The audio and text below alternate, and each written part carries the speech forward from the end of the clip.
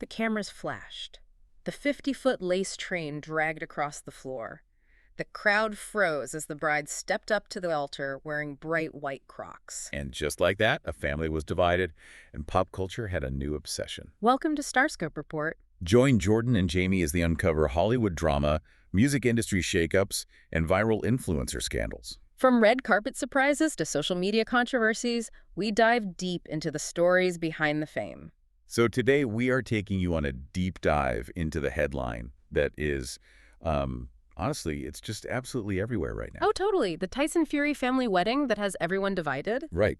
It is a story that has completely hijacked the cultural conversation. I mean, we are looking at an incredibly rare collision of immense wealth, teenage love, and some very intense family feuds. And the wildest part is that this isn't happening behind closed doors, This is all playing out right in front of Netflix reality TV cameras. We are unpacking how a 16-year-old bride and a 19-year-old groom managed to pull off an event that completely bypassed, all modern conventions. Yeah. And to really understand what happened here, we have to look past the glitz and examine the actual mechanisms at play. Right. We're talking about geographical legal loopholes, the psychological weight of reality television on family dynamics, and a profound return to traditional traveler heritage. So let's just set the scene for this, Gen Z royal wedding. Okay, let's do it. The bride is Venezuela Fury. She's the eldest of heavyweight boxing champion Tyson Fury and his wife, Paris's 7 children. And she's just 16. Right, 16. The groom is Noah Price, who is a 19-year-old amateur boxer. And their whole romance timeline is this fascinating mix of modern digital dating and, high society visibility. It really is, because Cool. the initial contact was entirely typical for their generation. Yeah.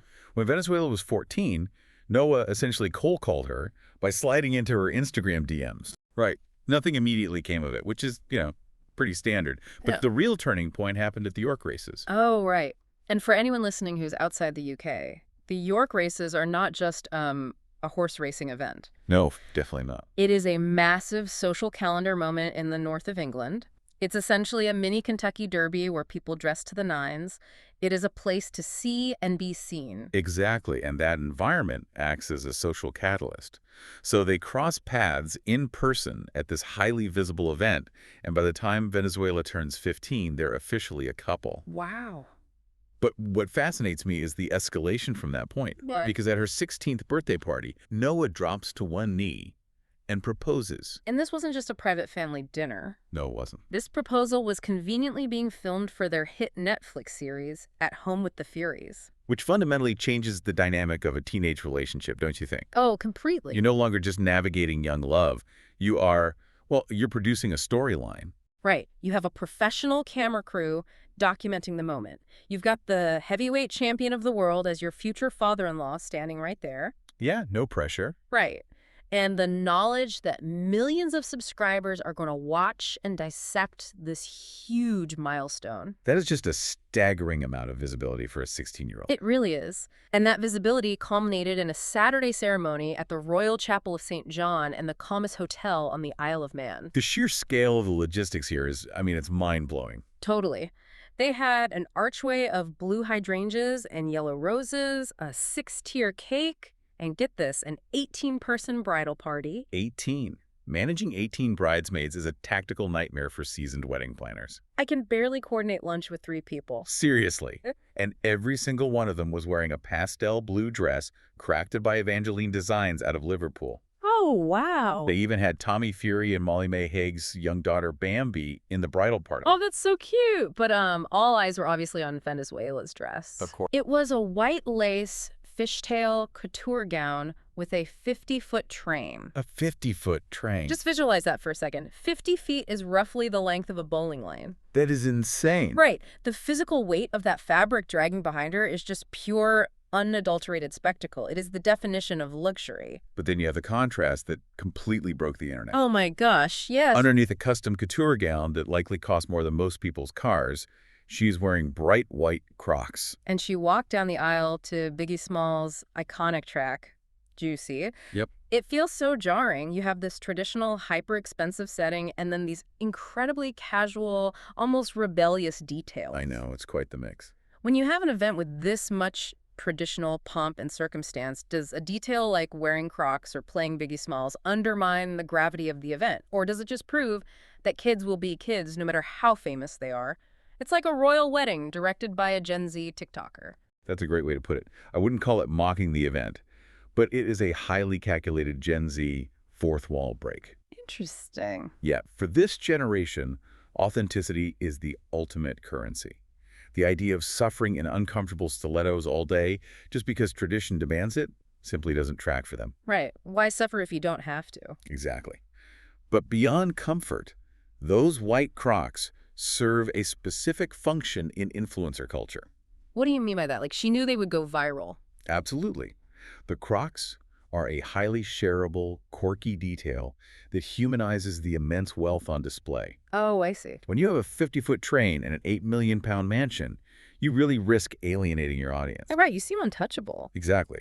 The Crocs say, hey, I'm still just a regular teenager. It makes a billionaire-adjacent lifestyle feel accessible. That is such a sharp way to look at it. She is totally controlling her own narrative. Definitely. And despite those quirky modern touches, the emotional core of the ceremony was incredibly traditional. It really was. Tyson Fury, the 6'9" giant of a man, was completely dressed in a black tux and sunglasses, and he was openly weeping as he walked her down the aisle. Yeah, he actually admitted later that they were both crying like babies. It creates this profound juxtaposition. You have Biggie Smalls echoing through a royal chapel, while a deeply emotional, traditional father-daughter handover occurs. It perfectly encapsulates the dual worlds Venezuela is living in. But here's where the story pivots, because while the bride and groom were glowing, a dark cloud was hanging over the family pews. Yeah, it wasn't all sunshine. And the harshest criticism wasn't coming from the internet, it was coming from inside the house. The optics of the day were beautiful, but the family politics surrounding it were incredibly volatile. And if you think a 50-foot dress and white Crocs are a culture clash, stay tuned, because you need to hear about the legal loophole that made this entire day possible and the grandfather who tried to shut it all down. Oh, the geographical location of this wedding is actually the skeleton key to understanding the entire controversy. Let's pull that thread. Because the fact that Paris Fury, Venezuela's mother, had to step in as the best woman isn't just a quirky wedding detail. No, it's not. It happened because no one else in the bridal party was legally old enough to be a witness. And that points to a massive legal hurdle this entire event had to clear. Exactly. So to understand the mechanics of this, we have to look at the UK's Marriage and Civil Partnership Act of 2023. Okay, lay it on me. Prior to that act, a 16-year-old could get married in England and Wales as long as they had parental consent. Right. But the government raised the minimum age to 18 across the board, specifically to crack down on forced marriages. So you simply cannot get married under 18 in England anymore, period. Wait, so if Venezuela is 16, how are we looking at wedding photos? Because they weren't in England, they were on the Isle of Man. Huh? The Isle of Man is a self-governing British Crown dependency. They have their own parliament called Tynwald, and they make their own domestic laws. Oh. Yeah, so they did not adopt the 2023 UK Act. On the Isle of Man, the legal age to marry is still 16 with parental consent. But it's not like the Furies just booked a destination wedding to bypass a law. They actually moved their entire family to the Isle of Man in 2025. They did, and the mechanism behind that move is quite dark, actually. Really? Yeah. The Furies had lived in Morecambe for years, but their fame reached a tipping point. Tyson stated they had to move to escape what he called nut jobs. Oh, that's terrifying. They literally had stalkers and disturbed individuals showing up at their front door at all hours of the day and night. So to protect their 7 kids, they buy an £8 million countryside mansion on the Isle of Man. Right. It's essentially a fortress for security and peace. But serendipitously, that geographical shift provided the exact legal framework needed for a 16-year-old Venezuela to legally marry her 19-year-old fiancé. It solved the legal problem, sure, but it created a massive familial one. Enter Grandad John Fury. Oh, John Fury. He has not minced a single word about this relationship. Not at all. During a filmed conversation for their Netflix show, John voiced his fierce opposition to his granddaughter's engagement. He looked right at the cameras and said, "They're children. She's still a baby. On my watch, a 15-year-old should never have a boyfriend, never." That is an incredibly aggressive stance to take publicly against your own family. It really is. Are we looking at a genuine moral objection from John Fury? Or is Venezuela's wedding just the collateral damage in a bruised ego boxing feud between a father and son? That is the big question. You can't view that quote in a vacuum. To grasp why he is attacking the wedding so harshly, we have to look at the broader mechanics of the Fury family feud. Right, because when family members fight at weddings, it's rarely actually about the wedding. It is almost always proxy warfare. And this ties directly into a bitter, ongoing feud between Tyson and his father, John, centering entirely around Tyson's boxing career. Ah, of course. Tyson recently decided to come out of retirement, for the fifth time, I might add, to fight Arslanbek Makhmudov. John was vehemently against this comeback. He wanted him to stay retired. Yes. He felt Tyson had nothing left to prove. John actually refused to attend the comeback fight. He's gone on record saying boxing has completely destroyed their relationship. Wow. He even stated he didn't want Tyson's money, making a point to remind everyone that he was the one who built Tyson's origin story when he was just a kid. Exactly. Yeah. So, we all have that one family member who makes holiday dinners uncomfortable. Oh, definitely. But imagine having that exact same underlying resentment, and then Netflix hands you a microphone and pays you to make it a storyline. That is the perfect analogy. Reality TV cameras act like a chemical catalyst. They take a slow-burning, complex family disagreement, something that might normally be handled behind closed doors over months or years, and force it to explode instantly. Because they need the drama for the show. Right. The cast knows they need a storyline, so they issue public ultimatums. John isn't just giving his son advice, he's declaring his moral superiority to millions of viewers. Which amplifies the generational trauma and makes a truce almost impossible. But Paris and Tyson offered unwavering support on the other side of that feud. They did. Paris actually went on the daytime show this morning and defended the marriage passionately. And she didn't just shrug it off, she pointed to her own lived experience. She was engaged to Tyson when she was 17. And this brings us to the cultural mechanics of the story. The Fury family are proud members of the Traveler community. Right. In Traveler and Romany Gypsy heritage, marrying young is a deeply embedded cultural norm. So why is that? Why is early marriage so structurally important to that specific culture? Well, it is about preserving their distinct cultural identity. Historically, Traveler communities have faced immense pressure to assimilate into settled society. Oh, I see. By emphasizing traditional gender roles and establishing family units early, the community ensures its heritage and way of life are passed down before outside influences can take hold. That makes a lot of sense. Paris feels she cannot judge her daughter for following the exact cultural path she herself walked. Paris also pointed out Venezuela's incredible maturity. Because of the sheer size of the family, Venezuela has essentially helped raise her 6 younger siblings. She has had adult responsibilities for years. Right. When a teenager takes on that level of domestic management, it accelerates their readiness for adult milestones, or at least it shifts the cultural perception of their readiness. It is a fascinating collision of ancient tradition and modern reality TV. It really is. And hey, if you are loving these Hollywood twists and family dramas, make sure you are subscribed. We've got even crazier stories ahead. Because if you think the wedding details were wild, wait till you hear the shocking twist about where the newlyweds are moving next. Oh, yeah. And the 90s pop star who crashed the reception. Yes. The reception at the Kamas Hotel is where the carefully curated image started to fracture just a bit. Okay, picture this. The bride has swapped her Crocs for dancing shoes. The doors to the 4-star hotel ballroom swing open, and out walks the top-secret surprise guest. And it is not a modern chart topper. No, it is 90s UK pop star Peter Andre. Which is objectively hilarious.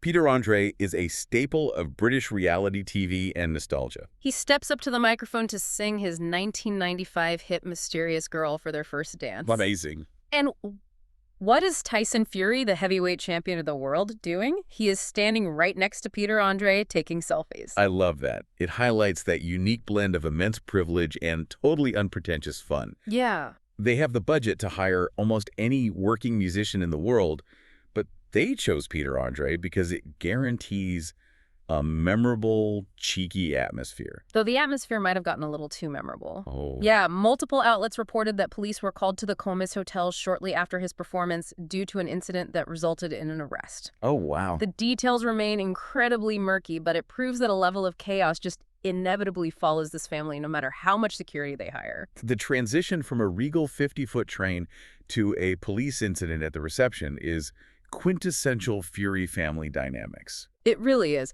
But the immediate aftermath of the wedding is where we see Venezuela making very deliberate choices about her future. Right. Almost instantly, she changed her Instagram handle from Venezuela Fury to Venezuela Price. That is not just updating a profile, that is a significant symbolic break. It's a statement. She is actively stepping out of the massive shadow of the Fury corporate brand to establish her own autonomous family unit. And we saw that autonomy at the airport when they left for their honeymoon. They looked every bit the Gen Z influencer couple. Oh, totally. Venezuela was in a bright yellow co-ord outfit with oversized black sunglasses. Noah was wearing his new wedding ring on a chain around his neck rather than his finger, which is a practical choice for a boxer, sure, but it's also a very specific aesthetic flex. They're curating their image perfectly. We really are. And they're keeping their honeymoon destination completely classified. Venezuela explicitly stated she doesn't want to be hunted down. Which is fair. But here is the detail that truly reframes this entire deep dive. It's not where they are going for the honeymoon. It's where they are moving when they get back. This is the mechanism that proves this isn't just a story about wealthy kids playing dress-up. Right. They are leaving the Furies' £8 million hyper-secure mansion on the Isle of Man. Okay. They are relocating to the East Riding of Yorkshire, which is a very rural, quiet area. And they are moving into a luxury static caravan. That is a stunning pivot. I need to make sure everyone listening understands what this means. Yeah, let's clarify. A static caravan isn't like a tiny RV you tow behind a truck for a camping weekend. No. It is a semi-permanent, prefabricated mobile home. They are often very modern and luxurious inside, but they are typically situated in communal parks. Right. She is going from an £8 million fortress and a couture gown straight into a static caravan, planning to handle all the domestic duties while Noah works. It is massive whiplash. It raises the ultimate question. Ugh. Why would a teenager with access to unlimited wealth and global fame choose to downsize so drastically? I mean, on the surface, it feels like she is throwing away a winning lottery ticket. But if you look deeper, the answer is that authenticity has become the ultimate luxury. Wow. Growing up in a massive mansion surrounded by Netflix producers and stalkers is incredibly alienating. It separates you from the roots of your community. That makes total sense. By choosing the caravan, she is actively reclaiming her traveler identity. In traveler culture, the static caravan represents independence, mobility, and close-knit community living. So the caravan isn't a step down, it's a rebellion against the fame. Precisely. She is rejecting the isolating nature of the £8 million mansion. Yeah. It shows a profound need for a private, traditional foundation away from the relentless spotlight that commodified her childhood. Right. She doesn't want the complicated, feud-heavy life her parents ended up with. She wants the simple, culturally grounded life her parents started with. She is literally stripping away the celebrity to find the actual reality. Exactly. And honestly, if you want to keep finding the reality behind these celebrity facades, stay tuned and hit that subscribe button so you don't miss what's coming next in the world of pop culture. It will be fascinating to see how they navigate this transition from global reality stars to a quiet life in Yorkshire.